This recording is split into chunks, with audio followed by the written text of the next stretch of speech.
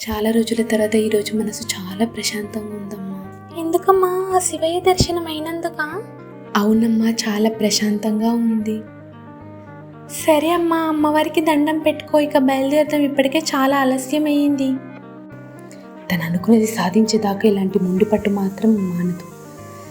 సరేలే, మార్నింగ్ మాట్లాడదాం. ఈ స్వామి ఎన్నో సంవత్సరాల నుంచి ఈ దేవాలయంలో ఆ శివయ్యకి ఎంతో ఘోర తపస్సు చేస్తున్నాడమ్మా. అవునమ్మా, నేను కూడా విన్నట్టు ఉన్నా. అమ్మా, ఇక్కడ కొద్దిసేపు కూర్చొని వెళ్దామమ్మా. నాకు అబ్బాయి పుడితే మాత్రం ఆ శివయ్య పేరే పెడతానమ్మా. ఇది నువ్వు ఎప్పటి నుంచో అనుకుంటున్నావు కదమ్మా? అవునమ్మా, ఆయన కూడా అదే అన్నారు.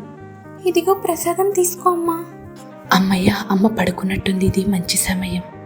అదేంటి తాతయ్య ఈ సమయంలో ఎక్కడికి వెళ్తున్నారు? పక్కన కూడా ఎవరు ఉన్నట్టున్నారే, ఏమై ఉంటుంది? అయినా ఇప్పుడు ఇదంతా నాకెందుకులే, ఫస్ట్ ఆ గ్లాస్ జార్ టెన్షన్ పోవాలి.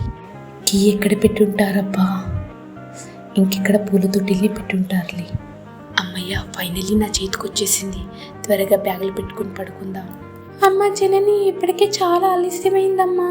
వెళ్దాం పదా, నాన్నగారు తిడతారు. సరే పదమ్మా. అమ్మా, ధర్మం చేయండి తల్లి.